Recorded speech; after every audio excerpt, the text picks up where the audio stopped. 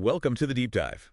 This week, we're jumping into something vital for many of us, coffee. And honestly, the global market's been, well, a bit of a roller coaster lately. It really has. We've got drops, but also some surprising climbs in value. Exactly. So our mission today is to unpack your latest weekly coffee market report. We're looking at global trends, domestic shifts, those price swings. Right, and also some, really interesting pockets of growth and innovation. We'll dig into the data, international, domestic, production figures, regional highlights. The goal is you walk away really understanding what's happening with the bean. Precisely. Okay, so let's start with that global picture. Prices have been moving, yeah. Specifically, downwards this past week. That's right. For the week ending June 20th, prices on both the big exchanges, London for Robusta and New York for Arabica, they generally dipped. How much are we talking? Well, London Robusta, the September contract, it dropped nearly 9% just in that week, and that's about 10% down compared to last June. Okay, a noticeable drop for Robusta. But Arabica in New York, Yeah. that's where things get kind of weird, right? Yeah, it is interesting. The September Arabica contract did fall about 5% week over week. But here's the twist. Uh-huh. It's actually way up, like 35.7% higher compared to June 2024. Wow, okay. So short-term dip, but a massive long-term gain.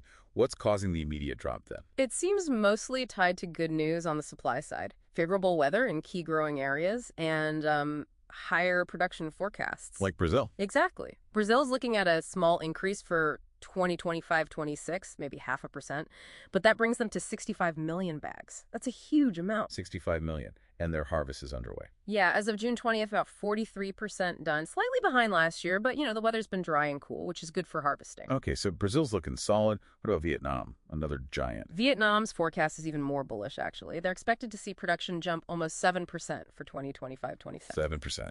Yep, hitting around 31 million bags. That would be a 4-year high for them. So, yeah, the prospect of more beans is easing prices for now. Makes sense. More supply generally means lower prices, at least in the short term. Are there other producers making waves? Definitely. Uganda is a really interesting case. Their exports in May shot up. How much? Get this. Volume was up over 43% compared to May last year, but the value, that jumped almost 92%. 92% value increase. Whoa. Yeah. And for the first 8 months of their coffee season, overall exports are up about 30%. It shows some producers are really capitalizing on higher value, not just volume. That's a smart strategy. And Ethiopia, big Arabica player. Right.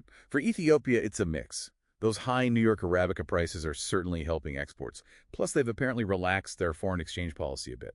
Making it easier for exporters to profit. Seems like it. It makes exporting more attractive. Estimating their exact exports is always tricky because they drink a lot of their own coffee domestically. But the trend seems positive for exports. Okay, let's pivot to Vietnam's domestic scene. Are local prices following that global dip? They are, yeah. In the Central Highlands, places like Doc Lac and Lam Dong, prices dropped around 12.7% just in the week of June 23rd to 27th. So mirroring the global exchanges. But again, the value story is different. Absolutely. Despite lower spot prices, Vietnam's export value is soaring. In the first half of June alone, the value of bean exports was up 71% compared to last year. 71%. That's incredible. And if you look cumulatively, up to June 15th this year, the total coffee bean export value is up over 75% year over year. So they're getting much better prices for what they are exporting. Precisely. Quality over quantity seems to be paying off, and GLI province is a prime example. Tell me about GLI. Well, coffee made up almost 97% of their total export turnover in the first half of 2025. Think about that. Practically every. And the value of those coffee exports jumped by over 54%. Why? Their average export price hit around $5,500 a ton. $5,500. How does that compare? That's a 70% increase compared to the previous year's average price for them. 70%. Amazing. Where is it all going? They're now reaching nearly 60 countries. Europe is the biggest market, taking about 60% of it. It just shows what happens when you focus on quality and market access. It really does. Yeah. And this isn't just about price and volume, right? There's innovation happening, too. Oh, for sure. Sustainability is becoming a bigger focus. Look at San La Province. They're piloting a project to treat coffee wastewater. Which is a big environmental issue, I imagine.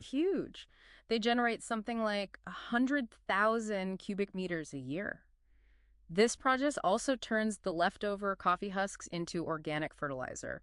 It's aiming for, that circular agriculture Well, model. waste becomes a resource. Very smart. It addresses pollution and adds value back to the farm. And then there's the push for promoting Vietnamese specialty coffee internationally. Like showcasing it. Exactly. Samples from their Vietnam Amazing Cup 2025 competition were displayed at the Busan Coffee Show in South Korea. It's about building that reputation for high-quality Arabica and Robusta, especially in Asia, which is a key growing market. So wrapping this all up, what's the big picture takeaway for someone listening? I think it shows a coffee market that's incredibly dynamic. You've got these short-term price dips, likely due to good production news. Uh-huh. But underneath that, there's this strong current of increasing value, producers focusing on quality, and a real push towards sustainability and innovation. It's a complex interplay. It really is. Which leads to a thought to maybe leave folks with.